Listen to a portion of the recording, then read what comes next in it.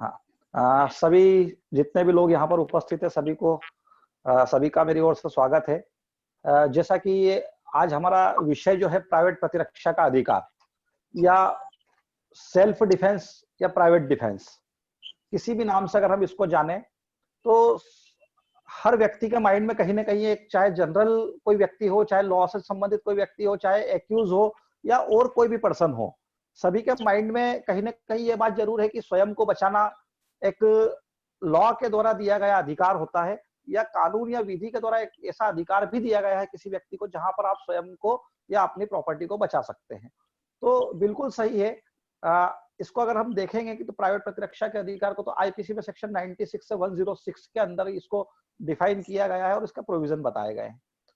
Actual में इस पूरे पोर्शन को हम एक्सेप्शन के नाम से जानते हैं, अपवादों के नाम से जानते हैं।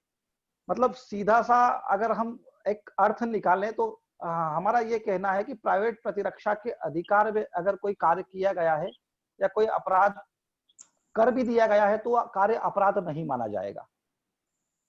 आर्टिकल 21 की अगर मैं बात करूं तो राइट टू लाइफ, प्राण और दैहिक स्वतंत्रता के अधिकार में हम कई बार इस बात को बार बार डिफाइन कर चुके हैं कि राइट टू लाइफ में ये चीजें भी शामिल है। राइट टू लाइफ में व्यक्ति को अपने जीवन को तो बचाना ही है। 1978 में मेनका गांधी वर्सेस भारत संघ का जो मामला हमारे माननीय सुप्रीम कोर्ट ने डिसाइड किया, उसमें राइट टू लाइफ को काफी विस्तृत कर दिया। एक गोपालन का जो मामला था, उस गोपालन के मामले में कई अमेंडमेंट किए और जो है कि ये बताया गया कि किस किस मामले में आपको राइट टू लाइफ है। 1978 में मेनका गांधी, उसके बाद तो लगभग हर साल 2018 में दीपक मिश्रा साहब की बेंच ने लगभग 35 मामले डिसाइड किए और राइट टू लाइफ में अनेक चीजों को शामिल किया। तो यहाँ तो हम बात कर रहे हैं कि प्राण को बचाना या हमारे शरीर को बचाना। तो शरीर को बचाने की अगर मैं बात करूं तो राइट टू लाइफ या प्राइवेट प्रतिरक्षा का अधिकार आर्टिकल 21 के आलोक में, हम अगर इस आर्टिकल 21 के आलोक में अगर हम इस अधिकार को पढ़ते हैं तो एक्सेप्शन तो है ही, एक्सेप्शन के साथ साथ हमारा फंडामेंटल राइट्स भी है। तो यहाँ मैं बात करता हूं कि प्राइवेट प्रतिरक्षा का अधिकार क्या है और प्राइवेट प्रतिरक्षा के अधिकार में आप क्या क्या कर सकते हैं। एक्यूज क्या अपना कार्य जो है उसको प्राइवेट प्रतिरक्षा के अधिकार के प्रयोग में किया हुआ मानते हुए अपने आप को बचा सकता है? तो बिल्कुल यहाँ पर बचा सकता है। मैं 96 से 106 की बात कर रहा हूँ। 96 में हम इस अधिकार के अंतर्गत एक प्रोविजन दिया गया है कि जो अधिकार दिया गया है उस अधिकार में की गई बातें जो है, प्राइवेट प्रतिरक्षा के अधिकार में की गई बातें जो है वो अपराध नहीं है, ये बताया गया है 96 में। पर इससे पहले मैं एक चीज आपको और क्लियर कर देता हूं कि एविडेंस एक्ट की सेक्शन 105 की अगर मैं बात करूं तो एविडेंस एक्ट की सेक्शन 105 आपको ये बताती है कि किसी एक्यूज का मामला अगर अपवादों में आता है और उसे ये बताता है वो कि मुझे जो है इस अपवाद के कारण से जो है मेरा कार्य अपराध नहीं है, तो वो सारे के सारे अपवाद साबित करने का भार एक्यूज के ऊपर होता है। बर्डन ऑफ प्रूफ की अगर मैं बात करूं तो बर्डन ऑफ प्रूफ एक्यूज के ऊपर होगा। तो यहाँ 96 से 106 में उसका कार्य अगर आता होगा तो इसको साबित करने का भार हमेशा एक्यूज पर ही है। आप इस चीज को हमेशा ध्यान रखें। अब बात करते हैं 96 की, तो 96 आपकी बताती है कि प्राइवेट प्रतिरक्षा के अधिकार के प्रयोग में की गई कोई भी बात अपराध नहीं है। अब प्राइवेट प्रतिरक्षा का अधिकार होता क्या है और उसको कैसे यूज करना है, तो उसके लिए हमको 97 देखना होगी। 97 की अगर मैं बात करूं तो दो चीजों को बचाने की बात की गई है, एक तो मानव के शरीर और एक संपत्ति। अब यहाँ पर थोड़ा सा इसको विस्तृत बनाया गया है अधिकार को कि स्वयं का शरीर और दूसरे का शरीर, स्वयं की संपत्ति और दूसरे की संपत्ति, दोनों की ही आप रक्षा कर सकते हैं। कैसे? तो मानव शरीर और संपत्ति को बचाना जो है वो या तो स्वयं के या किसी अन्य के शरीर और स्वयं की अन्य की संपत्ति को बचाते समय अगर कोई व्यक्ति कोई ऐसा कार्य कर देता है जो कि वाकई में उसको प्राइवेट प्रतिरक्षा के अधिकार के प्रयोग में ना करता तो अपराध होता, तो यहाँ पर वो कार्य अपराध नहीं होगा। यहाँ पर उस कार्य को हम अपराध नहीं मानेंगे। अगर 100 वाली कंडीशन बनती है या 103 वाली कंडीशन बनती है तो ऐसी सारी की सारी जो कंडीशनें हैं उन कंडीशनों को हम देखेंगे कि कब व्यक्ति अपने प्राइवेट प्रतिरक्षा के अधिकार में किसी अन्य व्यक्ति की मृत्यु कारित कर सकता है और कब अन्य अपहानि कारित कर सकता है। तो शरीर को बचाते हुए और संपत्ति को बचाते हुए दोनों ही चीजें आपको याद रखना है। शरीर को बचाते समय भी हम प्राइवेट प्रतिरक्षा के अधिकार का उपयोग कर सकते हैं और संपत्ति को बचाते समय भी हम प्राइवेट प्रतिरक्षा के अधिकार का उपयोग कर सकते हैं। तो 97 की अगर मैं बात करूं तो मानव शरीर और संपत्ति को बचाना है, और उसी को बचाते समय अगर कोई अन्य व्यक्ति है ना, पहला शरीर के अपराधों के विरुद्ध अपने स्वयं की रक्षा करता है या संपत्ति के विरुद्ध होने वाले अपराधों के विरुद्ध अपनी स्वयं की रक्षा करता है, तो ये कार्य जो है अब उसका अपराध नहीं होगा। उससे पहले मैं आपको ये बता दूं कि इसको जो अन्य जो चीजें हैं फंडामेंटल राइट्स में जो बताया गया है या सुप्रीम कोर्ट ने जो समय समय पर जो मामले डिसाइड किए हैं, उन मामले में इस सिद्धांत को स्व संरक्षण सिद्धांत पर आधारित अधिकार माना है।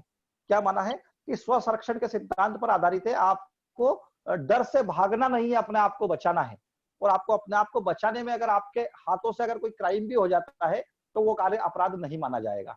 तो इसलिए जो है स्व संरक्षण का सिद्धांत या स्वयं की रक्षा का सिद्धांत इसको बोलेंगे। जॉर्ज डोमिनियल वर्के वर्सेस केरल राज्य, जॉर्ज डोमिनियल वर्के वर्सेस केरल राज्य 1971 AIR सुप्रीम कोर्ट 1208 में क्लियर कर दिया गया है कि स्व संरक्षण के सिद्धांत पर आधारित है। आपको भागना नहीं है, आपको अपनी जीत को सुरक्षित करना है, आपको अपने आप को बचाना है, आपको अपनी संपत्ति को बचाना है, आपको किसी आपके अगेंस्ट होने वाले अपराध से डरना नहीं। तो 96 की अगर बात करूं तो अधिकार था, अधिकार कैसा है, 97 उसको क्लियर कर देती है कि आपको स्वयं की और दूसरे की संपत्ति को भी बचाना है, स्वयं के और दूसरे के शरीर को भी बचाना है। अब एक चीज आपको थोड़ी सी ध्यान रखना है यहाँ कि जब भी हम 97 की बात करते हैं उसमें एक बात जरूर आती है कि 99 के निबंधनों के अधीन रहते हुए या 99 सेक्शन 99 के निबंधन जो है उनके अधीन रहते हुए आपको अपने अधिकार का प्रयोग करना है। अगर 99 के निबंधनों वाली कंडीशन आती है तो फिर आपको प्राइवेट प्रतिरक्षा का कोई अधिकार नहीं है। प्राइवेट प्रतिरक्षा के अधिकार के प्रयोग में आपको 99 के बंधन या 99 के हम बोल सकते हैं कि अपवादों के अपवाद, 99 के अपवाद या निर्बंधन आपको ध्यान रखना है। निर्बंधन में आपको बताता हूं कि कौन कौन से हैं। उससे पहले हम 98 की बात करेंगे। तो 98 हमको ये बोलती है कि अगर कोई व्यक्ति चित्त विकृत है, कोई बालक है और उस व्यक्ति का कार्य ऑलरेडी अपराध नहीं है, तो क्या उसके विरुद्ध भी आपको प्राइवेट प्रतिरक्षा के अधिकार का प्रयोग करने का अगर अवसर आता है तो आप कर सकते हैं? तो बिल्कुल कर सकते हैं। ऐसा कोई व्यक्ति जिसका कार्य अपराध नहीं है उसके विरुद्ध भी प्राइवेट प्रतिरक्षा के अधिकार का प्रयोग किया जा सकता है। तो सेक्शन 96, 97, 98 क्लियर। अब 99 के निबंधनों के अधीन रहते हुए 99 के निबंधन आपको ये बोलते हैं कि आपको प्राइवेट प्रतिरक्षा का अधिकार किन कंडीशनों में नहीं है। तो किन कंडीशनों में नहीं है, तो वो 4 कंडीशन आप याद रखें हमेशा कि एक तो अगर लोक सेवक अगर है, कोई लोक सेवक व्यक्ति है और लोक सेवक अपने कार्य कर रहा है, अपने अधिकार के प्रयोग में कोई कार्य कर रहा है, अपनी लाइबिलिटी पूरी कर रहा है और सद्भावना पूर्वक कार्य कर रहा है और उसके कार्य से किसी व्यक्ति को मृत्यु और घोर उपत्ति होने की आशंका नहीं है। ये सबसे महत्वपूर्ण यहाँ पर में ऐसा कार्य कर रहा है, अपने कर्तव्य के पालन में ऐसा कार्य कर रहा है, तो और उसके कार्य से आप किसी भी व्यक्ति को मृत्यु और घोर उपत्ति की आशंका नहीं है, लोक सेवा का कार्य सद्भावना पूर्वक है और अपने पद के आभास में वो कार्य अगर कर रहा है तो उसका कार्य हमेशा न्यायानुमत माना गया है। उसके कार्य के विरुद्ध आपको प्राइवेट प्रतिरक्षा का अधिकार नहीं है।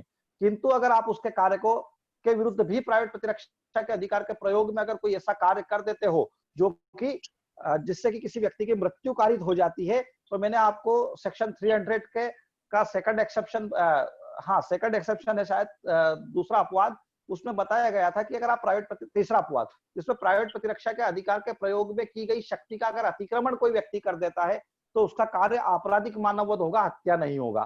तो यहाँ पर भी वो कंडीशन लागू होती है कि 99 का जो निर्बंधन है उस 99 के निर्बंधन के अंतर्गत अगर कोई व्यक्ति का कार्य है और उस निर्बंधन के कार्य करने वाले व्यक्ति के विरुद्ध अगर आपने कोई अपराध कर दिया, अदरवाइज जैसे कि कोई लोक सेवक है अगर वो आपको गिरफ्तार करने आ रहा है और अपने कार्य कर्तव्य परायण में कर रहा है, सद्भावना पूर्वक अपना कार्य कर रहा है, उसके पद के आभास में कार्य कर रहा है और उस व्यक्ति के कार्य से, उस लोक सेवक के कार्य से मृत्यु और घोर उपत्ति की आशंका नहीं है, तो ऐसी कंडीशन में प्राइवेट प्रतिरक्षा के अधिकार का प्रयोग उसके विरुद्ध नहीं किया जा सकता।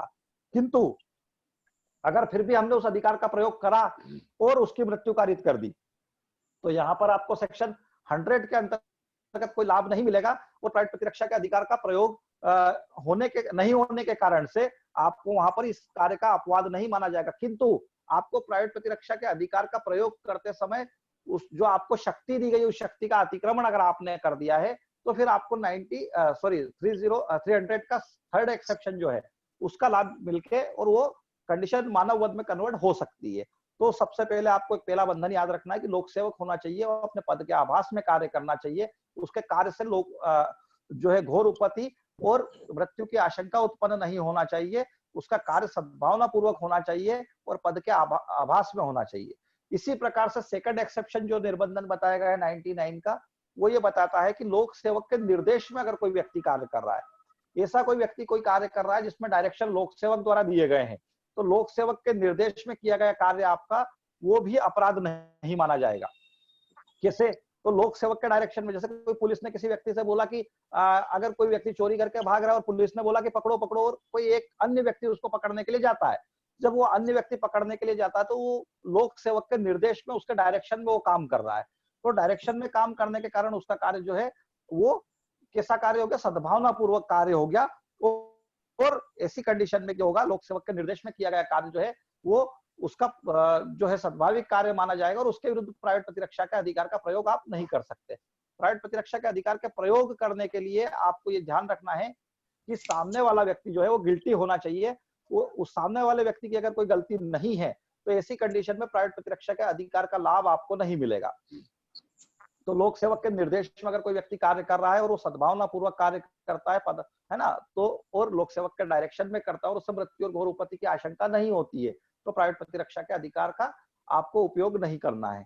थर्ड जो आपकी बात है वो लोक प्राधिकारी की सहायता करने के लिए समय है। अगर कोई कार्य ऐसा है जो व्यक्ति आपके अगेंस्ट कर रहा है, उसका कार्य अपराध है, किंतु आपके पास लोक प्राधिकारियों की सहायता प्राप्त करने के लिए पर्याप्त समय है, तो ऐसी कंडीशन में जब आपके पास लोक प्राधिकारियों के कार्य करने के लिए को खबर करने के लिए या उनकी सहायता लेने के लिए आपके पास समय है, तो ऐसे समय का आपको जो है फायदा उठाना है और आपको अपना उस कार्य को जो है वहीं रोक देना है। आपको अपना बल प्रयोग नहीं करना है और लोक से सहायता प्राप्त करना है। इसी प्रकार से जो फोर्थ वाला जो आपका निर्बंधन है 99 का फोर्थ निर्बंधन की अगर मैं बात करूं, तो आपको उतनी ज्यादा हानि नहीं करना है जितनी आपको प्रतिरक्षा के लिए आवश्यक हो। पता चला कि सामने वाला व्यक्ति आपके ऊपर एक लाठी से हमला करने जा रहा है, तो आपको अपने अधिकार के प्रयोग में जो है इतने ही आपकी प्रतिरक्षा करने का अधिकार है जितना आप उस लाठी के हमले से बच सको या लाठी के प्रयोग से बच सको। अगर आप उस लाठी के प्रयोग के प्रकोपन में आकर और उस व्यक्ति की मृत्यु अनावश्यक रूप से कारित कर देते हैं, तो ऐसी कंडीशन में जो है आपको प्राइवेट प्रतिरक्षा के अधिकार का फायदा नहीं मिलेगा। तो आपको फोर्थ निर्बंधन याद रखना है कि आपको उतनी ही अफानी कारित करनी है जितनी की अफानी आपको उस कार्य को रोकने के लिए आपको अपनी प्रतिरक्षा के लिए आवश्यक हो। तो यहाँ पर प्राइवेट प्रतिरक्षा के अधिकार का प्रयोग आपको करने का बिल्कुल अधिकार है, किंतु ये 99 के 4 निर्बंधन जो है ये आपको याद रखना है। इन चारों निर्बंधनों में अगर किसी प्रकार से इन निर्बंधनों में कोई प्रॉब्लम आती है तो फिर आपका अधिकार जो है वो प्राइवेट प्रतिरक्षा का अधिकार का प्रयोग में नहीं माना जाता है और आपका कार्य अपराध बन जाता है। तो ये 4 निर्बंधन जहां पर आ जाते हैं, ये 4 कंडीशन जहां पर आ जाती है, वो कंडीशन जो है आपको प्राइवेट प्रतिरक्षा के अधिकार को समाप्त करती है। अगर ये 4 कंडीशन नहीं है और आपने प्राइवेट प्रतिरक्षा के अधिकार का उपयोग किया है और आपने सेक्शन 100 या 103 के अकॉर्डिंग काम किया है या उनके बाद वाली सेक्शनों में काम किया है, तो आपका कार्य उन कंडीशनों के कारण अपराध नहीं बनेगा।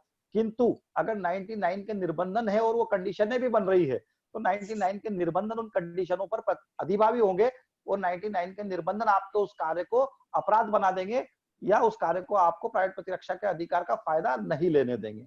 तो 99 के निर्बंधन को आपको थोड़ा सा ध्यान रखना है। एक बहुत ही अच्छा यहाँ पर केस जो आया था 99 के निर्बंधन पे, मैं आपको बताता हूँ। Devnarayan versus state of UP, AIR 1973, supreme court number 473, AIR 1973, supreme court number 473, Devnarayan versus state of UP. इसमें बताया गया है कि आपको जो अपना अधिकार का प्रयोग करना है केवल संकट को दूर करने के लिए करना है। क्या करना है कि संकट को दूर करने के लिए किया जा सकता है, किसी व्यक्ति को दंडित करने का अधिकार आपको नहीं है।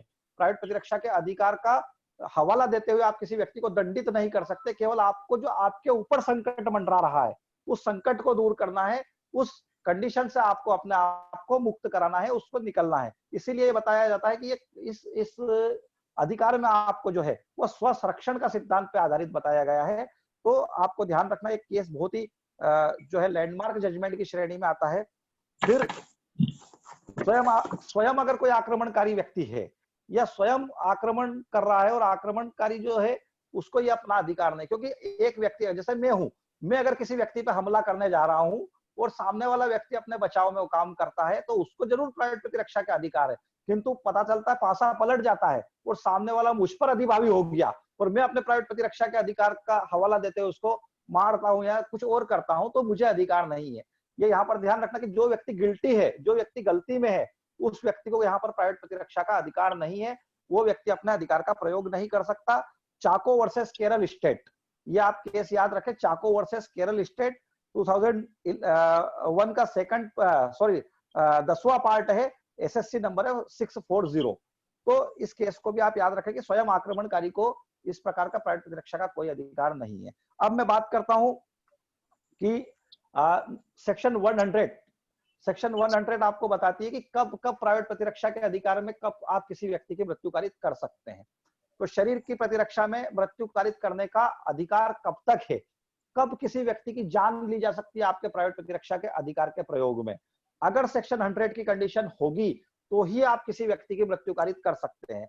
सेक्शन 100 की कंडीशन में सबसे पहली कंडीशन अगर मैं बात करूं तो 99 के निर्बंधनों के अधीन रहते हुए, मैंने फिर आपको बताया था कि 99 के निर्बंधनों का आपको हमेशा ध्यान रखना है। अगर 99 के निर्बंधनों की कंडीशन बनती है तो फिर आपको कोई प्राइवेट प्रतिरक्षा का अधिकार नहीं है, किंतु अगर 99 के निर्बंधन नहीं है और कंडीशन बनती है सेक्शन 100 की, तो आप 7 कंडीशन में 7 चीजें बताई गई है, 7 बातें बताई गई है, इन 7 समय पर आप किसी भी व्यक्ति की मृत्यु कारित कर सकते हैं।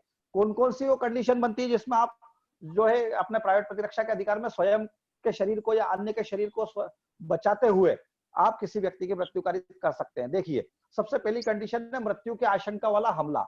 अगर कोई व्यक्ति आपके ऊपर ऐसा हमला करता है जिससे कि मृत्यु की घोर आशंका उत्पन्न होती है, किस चीज की, मृत्यु की, तो ऐसा हमला जिससे कि मृत्यु की घोर आशंका उत्पन्न होती है, उस कंडीशन में आप अपने प्राइवेट प्रतिरक्षा के अधिकार के प्रयोग में किसी अन्य व्यक्ति को की मृत्यु कारित कर सकते हैं। दूसरी कंडीशन के घोर उपति की आशंका वाला हमला। आपको ये लगता है कि कोई सामने वाला व्यक्ति आपके ऊपर घोर उपति आपको कारित कर देगा और आपके ऊपर इस तरह से हमला कर रहा है जिससे कि आपके हाथ कट जाएगा, पैर कट जाएगा, या जो भी घोर उपति की 8 कंडीशन 320 वाली कंडीशन बनती है वो सारी 320 वाली कंडीशन में आप आ जाओगे। तो ऐसी कंडीशन अगर बनती है तो वहां पर आप स्वयं को बचाते हुए या अन्य के शरीर को बचाते हुए किसी व्यक्ति की मृत्यु कारित कर सकते हैं। तीसरी कंडीशन बनती है कि बलात्कार की आशंका से किया गया हमला। कोई ऐसा हमला किया जा रहा है जिससे कि बलात्कार की युक्तियुक्त आशंका प्रतीत होती है और किसी महिला के ऊपर ऐसा हमला किया जा रहा है जिससे कि वो बलात्कार की शिकार हो जाएगी। तो ऐसी कंडीशन वाला अगर हमला है तो उसमें भी हमलावर की मृत्यु कारित की जा सकती है। जो व्यक्ति हमला कर रहा है उसकी मृत्यु कारित की जा सकती है। यहाँ एक बहुत ही टेक्निकल ये आती है प्रॉब्लम कि बलात्कार की आशंका वाले हमले में एक महिला के ऊपर कोई हमले की ऐसी आशंका है तो उसके पास में कोई अन्य व्यक्ति खड़ा है, वो बचाते हुए, उस महिला को बचाते हुए वो उस व्यक्ति को मार देता है जो हमलावर है। तो ऐसी कंडीशन में भी बिल्कुल उस व्यक्ति को उस अधिकार का फायदा मिलेगा। यहाँ केवल वो अधिकार का प्रयोग करना केवल उस महिला के लिए आवश्यक नहीं है, कोई अन्य व्यक्ति भी यहाँ पर वो अधिकार का प्रयोग कर सकता है। क्यों कर सकता है? क्योंकि मैंने आपको बताया था कि 97 में क्लियर बताया गया है कि आप अपने शरीर को या अन्य के शरीर को भी बचा सकते हैं। तो इसलिए आपको ये चीज ध्यान रखना है।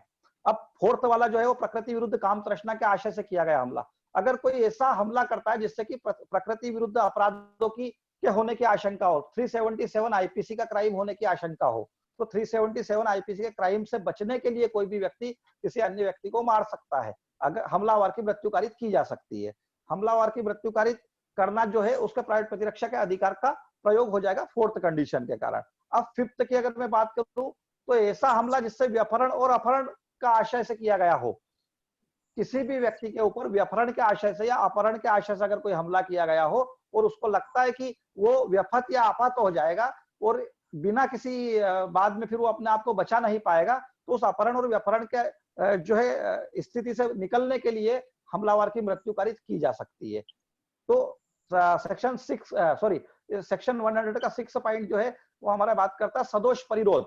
अगर कोई व्यक्ति जो है उसे लगता है कि हमलावर उसको सदोष परिरोध के अंतर्गत कर देगा या वो ऐसी 4 दीवारी में उसको बंद कर देगा जिससे कि लोक प्राधिकारियों की सहायता या अन्य सामान्य व्यक्तियों की सहायता प्राप्त करना उसके लिए मुश्किल हो जाएगा, तो ऐसी कंडीशन में भी अगर कोई स्थिति बनती है, सदोष परिरोध की स्थिति बनती है, तो हमलावर की मृत्यु कारित की जा सकती है।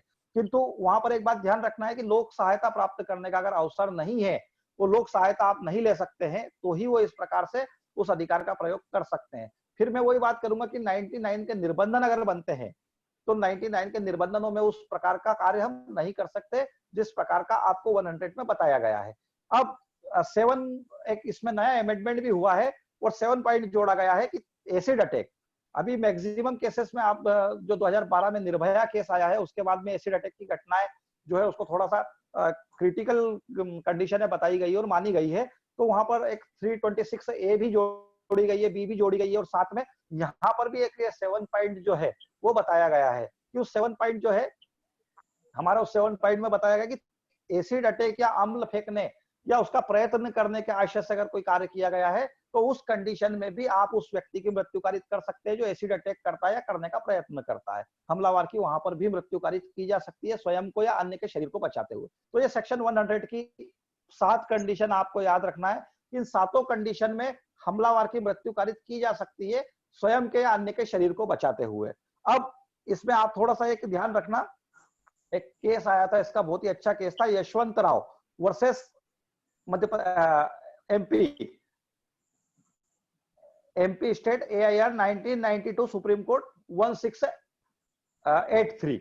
ये केस आया था। इस केस में बताया गया है कि आपको किसी भी कंडीशन में 99 के निर्बंधनों का पालन करना ही है। अगर 99 के निर्बंधन बनते हैं तो यहाँ पर आपको 100 की कंडीशन होते हुए भी अगर 99 के निर्बंधन है तो उनको प्राथमिक रूप से लेना है, उसके बाद आपको 100 का पालन करना है।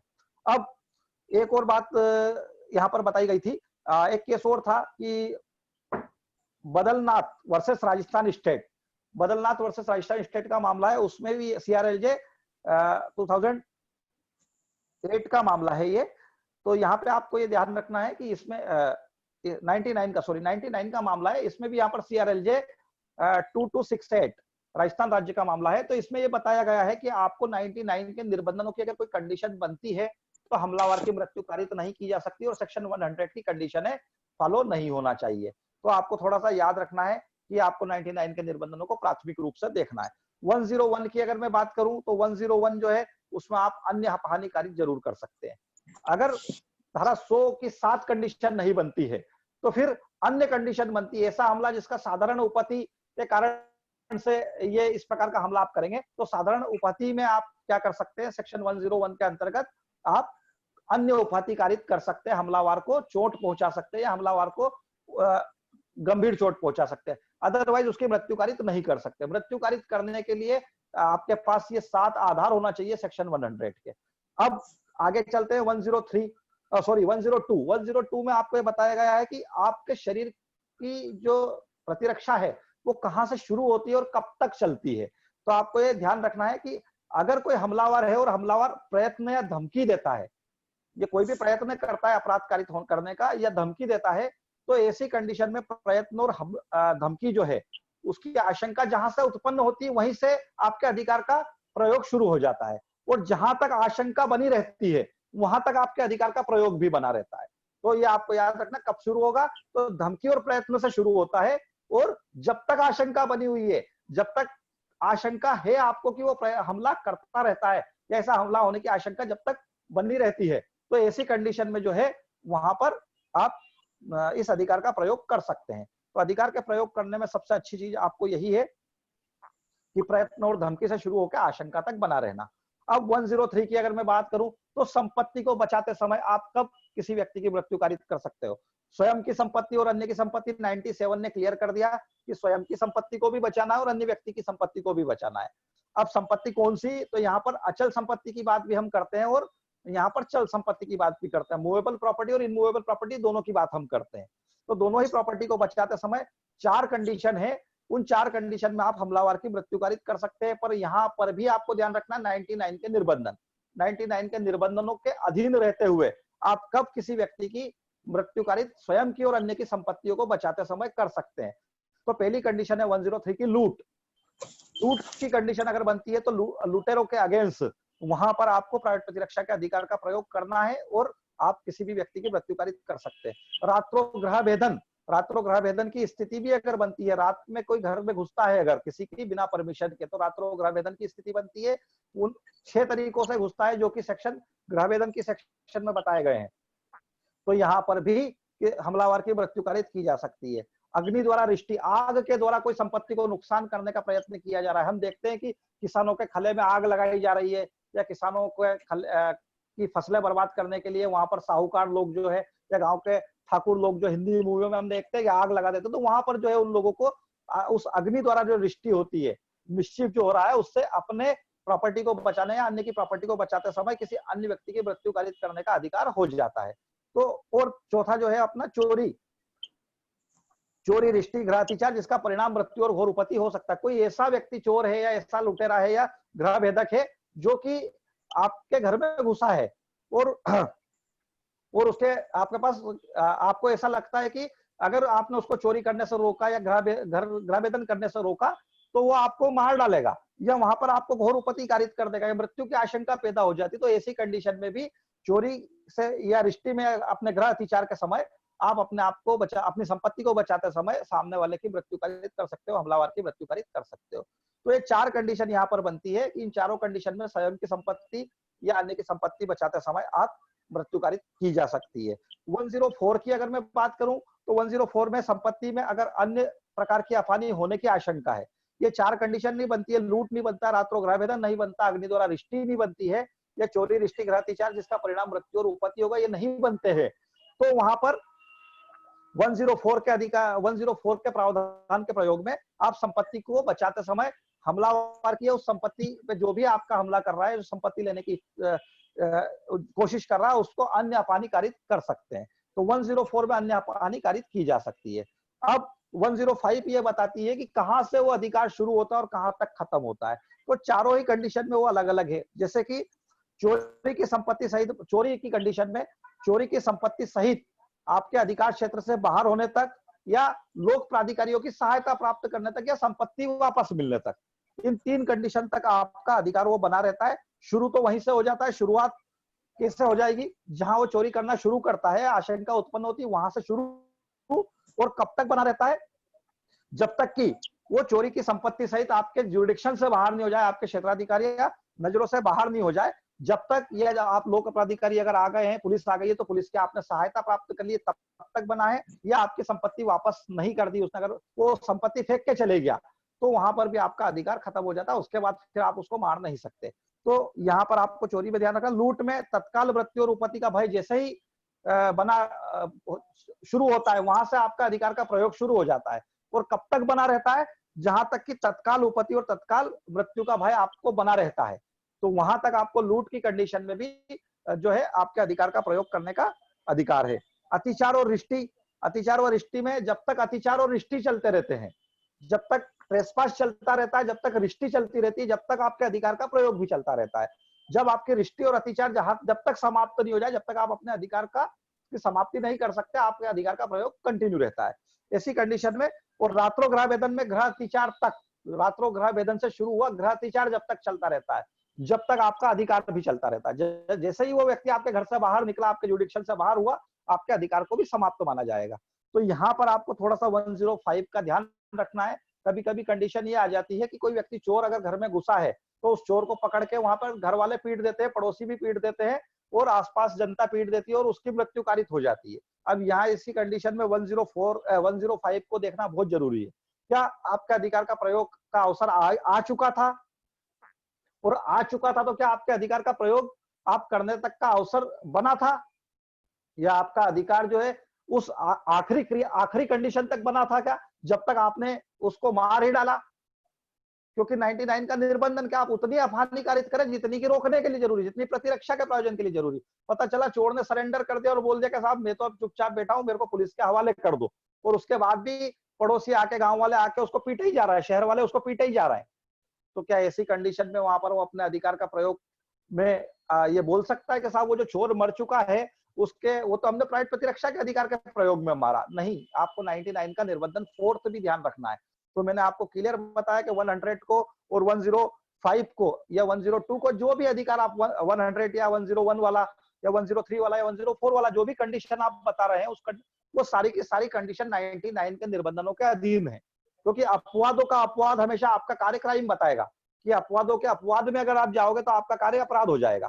तो वहां पर 99 के निबंधन अगर बनते हैं तो आपका कार्य अपराध हो जाएगा। तो आपको ये ध्यान रखना है। अब 106 बहुत ही अच्छी सेक्शन है। यहाँ पर क्या आप निर्दोष व्यक्ति की जोखिम उठा सकते हैं? निर्दोष व्यक्ति को नुकसान होने की क्या जोखिम उठाई जा सकती है? बिल्कुल उठाई जा सकती है। अगर आप, क्योंकि दूसरे के शरीर को बचाने से अच्छा है कि आप अपने पहले अपने शरीर को बचाएं। कानून भी यही बोलता है कि आप निर्दोष व्यक्ति के शरीर की जोखिम उठा सकते हैं।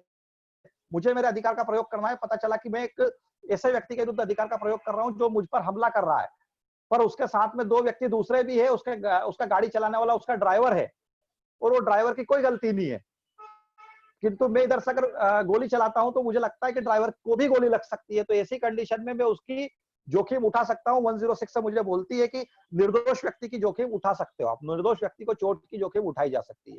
आप अपने अधिकार का प्रयोग करते हो, अधिकार के प्रयोग के पालन में अगर आप ऐसा कोई कार्य करते हो जिससे कि निर्दोष व्यक्ति को नुकसान हो सकता हो, तो बिल्कुल वहां पर आप उस जोखिम तक जाया जा सकता है। यहाँ पर एक केस आप याद रखें, Ram Ratan versus UP state. Ram Ratan versus UP state, AIR 1977, Supreme Court 619। इस केस में बताया गया है कि असल मालिक द्वारा अत्याचार किया जा रहा था।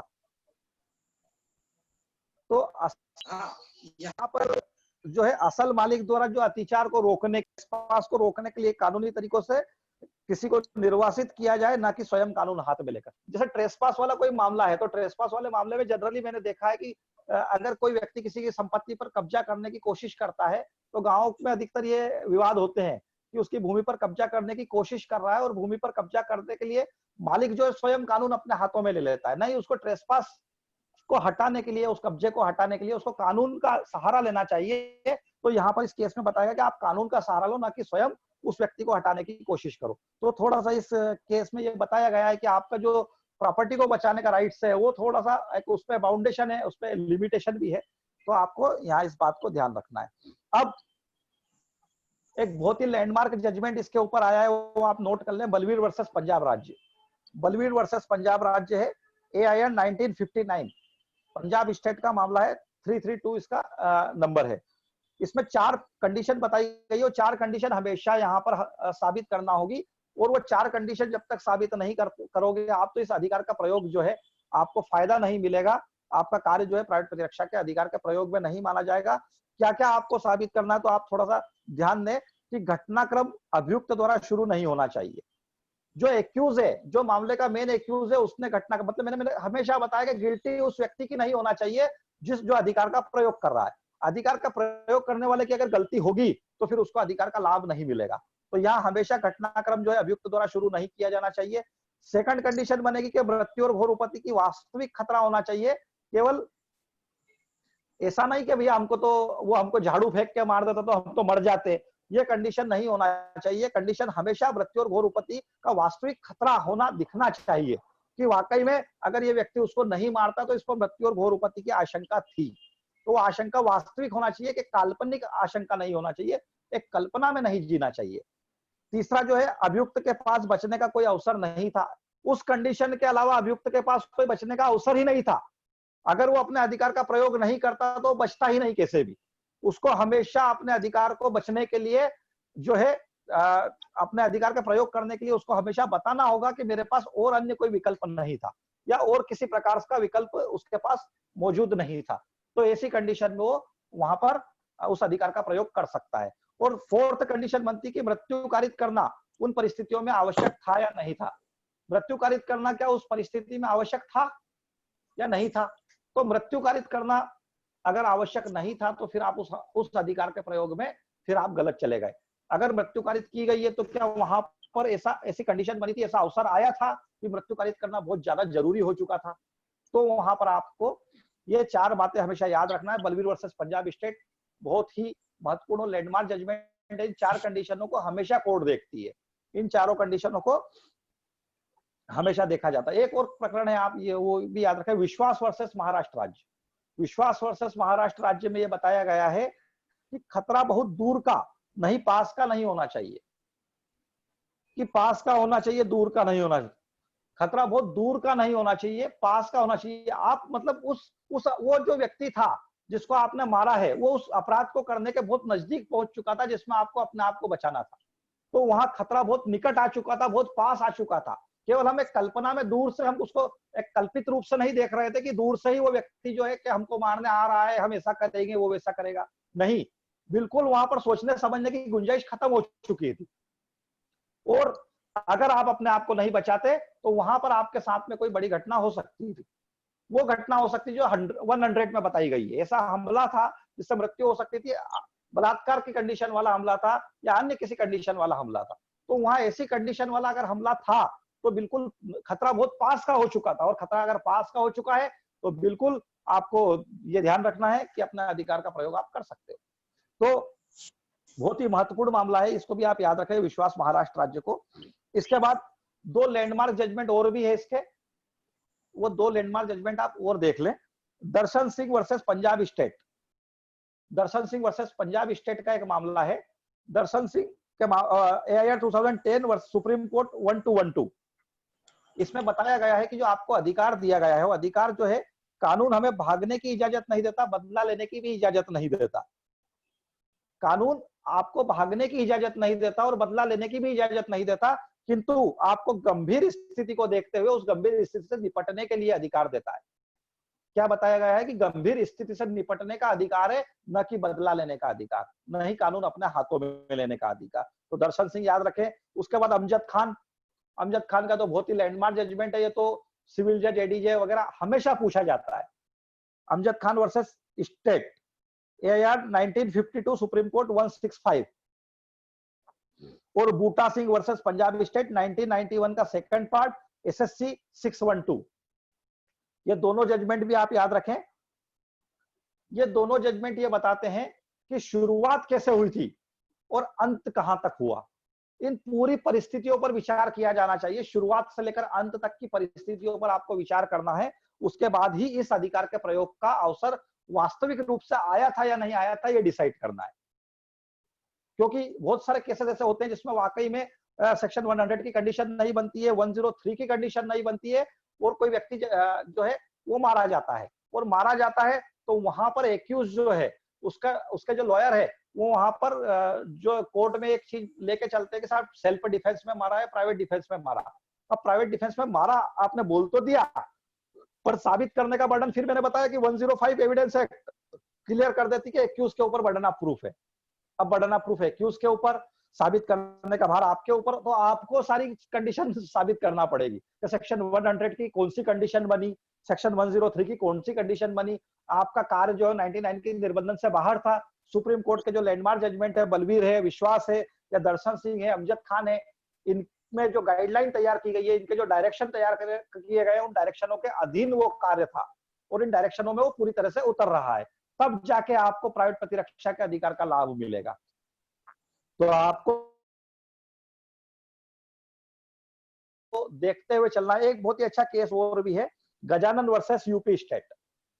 गजानन वर्सेस यूपी स्टेट का मामला 1954 सुप्रीम कोर्ट नंबर है 695। इस केस में बताया फ्री फाइट में लाभ उपलब्ध नहीं है। एम्परर वर्सेस किंशेला का मामला है, AIR 1924 सुप्रीम कोर्ट नंबर है, सॉरी सुप्रीम कोर्ट नहीं था उस समय, AIR नंबर है 1924 और ऑल रेफरेंस था 645। उसमें बताया गया लोक सेवक की जानकारी नहीं थे तो अधिकार का प्रयोग कर सकते हैं। मैंने आपको बताया 99 में कार्य किया जा रहा है, उसमें भी प्राइवेट प्रतिरक्षा का अधिकार नहीं। किंतु यहां पर आपको ये ध्यान रखना है कि अगर लोक सेवक जो है उसकी जानकारी नहीं थी आपको कि ये बंदा जो है लोक सेवक है और वो सद्भावना पूर्वक कार्य नहीं कर रहा है, तो आप उसके अगेंस्ट जो है यहाँ पर अपने अधिकार का प्रयोग। यहाँ पर एक केस आप और रखें, लोक सेवक के कार्य से मृत्यु और घोर उपत्ति की आशंका अगर उत्पन्न होती है तो आपको अधिकार का प्रयोग कर सकते हैं। लोक सेवक का कोई ऐसा कार्य जिससे मृत्यु और घोर उपत्ति की आशंका अगर उत्पन्न होती है तो वहां पर बिल्कुल आप प्राइवेट प्रतिरक्षा के अधिकार का प्रयोग कर सकते हैं, क्योंकि 99 के निर्बंधन में क्लियर यह बताया गया है कि लोक सेवक का ऐसा कार्य होना चाहिए जिससे मृत्यु और घोर उपत्ति की युक्तियुक्त आशंका प्रतीत नहीं होना चाहिए। अगर युक्तियुक्त आशंका प्रतीत होती है तो आप वहां पर उस अधिकार का प्रयोग कर सकते हैं। Kanwar Singh versus Delhi state, Kanwar Singh versus Delhi राज्य। जैसे कि बहुत बार क्या होता है कि पुलिस जो है अपने अधिकार के प्रयोग में बहुत ज्यादा टार्चर करती है, और वहां पर एक्यूज को लगता है कि साहब मृत्यु और घोर उपत्ति की आशंका उसको लगने लग जाती है कि या तो पुलिस के टार्चर से वो मर जाएगा या उसको बहुत ज्यादा घोर उपत्ति हो जाएगी, तो वहां पर वो इस प्रकार से अपने अधिकार का प्रयोग कर सकता है।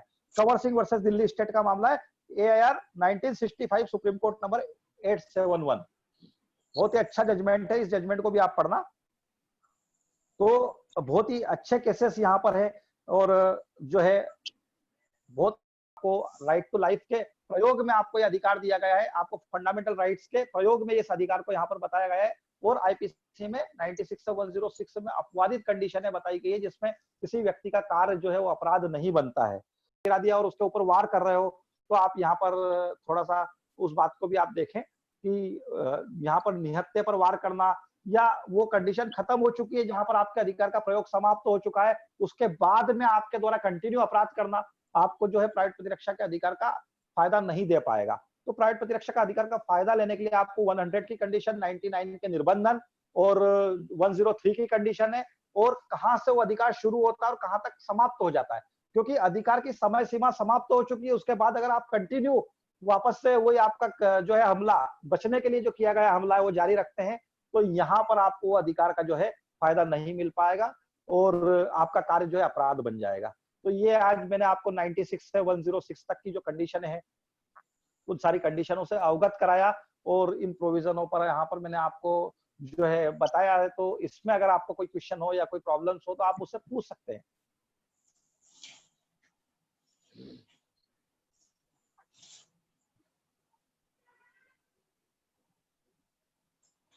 किसी के भी कोई क्वेश्चन हो तो पूछ सकते हैं। शायद आज गुप्ता जी हमारे बीच में अवेलेबल नहीं है, उनको कुछ पर्सनल काम था तो शायद वो कहीं गए हैं।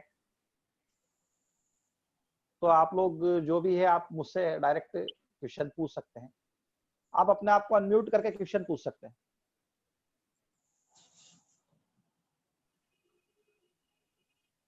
सर जी बोलिए। 100 में 7 पॉइंट बताए थे सर, 2 पॉइंट तो मैंने लिखे सर, तीसरा पॉइंट छूट गया। मृत्यु की आशंका का हमला, उपपत्ति की आशंका का हमला। जी जी। थर्ड रेप अटेम्प्ट, बलात्कार के प्रायोजन से किया गया हमला। और फोर्थ था प्रकृति विरुद्ध काम तृष्णा के आशय से किया गया हमला। जी सर वो कर लिया है। बाकी है आपके पास? जी थैंक यू सर। जी जी, और कुछ क्वेश्चन वगैरह हो तो आप बताइए।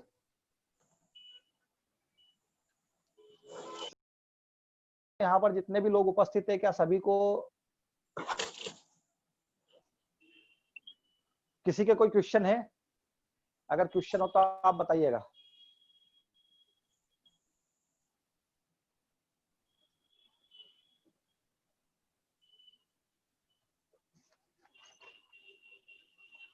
किसी के भी कोई अगर क्वेश्चन हो तो आप डायरेक्ट पूछ सकते हैं। सर 105 में sir Ram Ratan versus UP वाला मामला था सर, वो मैं नंबर लिखना भूल गई, जिसमें था सर बिल्कुल।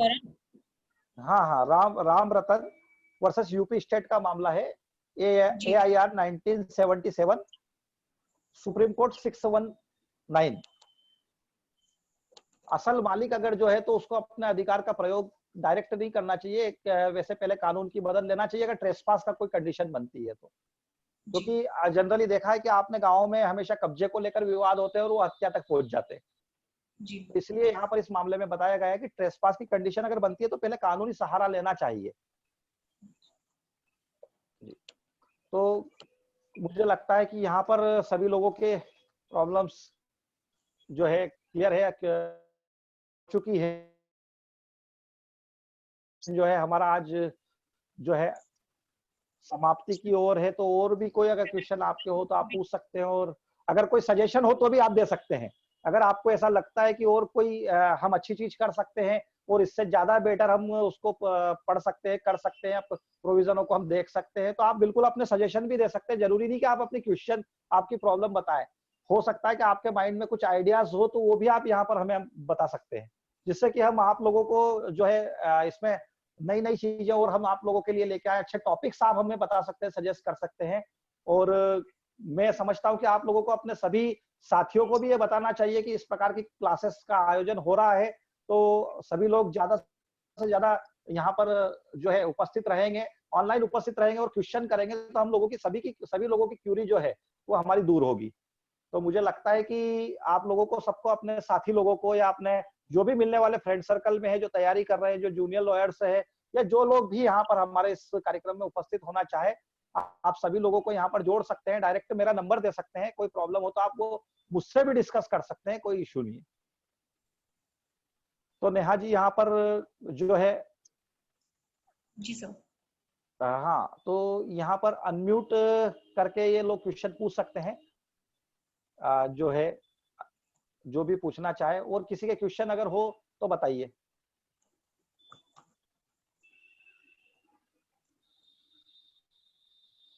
जो भी लोग यहाँ पर जुड़े हुए हैं, अगर क्वेश्चन हो तो बता सकते हैं। शायद किसी को क्वेश्चन पूछना नहीं है, इसलिए शायद आपने जो समझाया सर बहुत अच्छा समझाया। जी जी, आपकी क्यूरी वगैरह सब कंप्लीट हो गई? कोई प्रॉब्लम तो नहीं है? करें इसको नहीं, फिर आज क्लोज? बहुत अच्छा ठीक है, समझाया सर, जितना भी समझाया वो समझ में आया। जी जी। एक मिनट, क्वेश्चन आ रहा है, चैट बॉक्स पे आ रहा है, अनम्यूट हो रहे हैं वो, उनका क्वेश्चन, कुछ प्रॉब्लम आ रही है उनको। जी, ऑप्शन वहां से नीचे जो ऑप्शन दिया गया है आपके अनम्यूट का, म्यूट और अनम्यूट का, आप उसको अनम्यूट कर लें, अपने आप को अनम्यूट कर लें, तो आपकी वॉइस जो है हम तक आ जाएगी।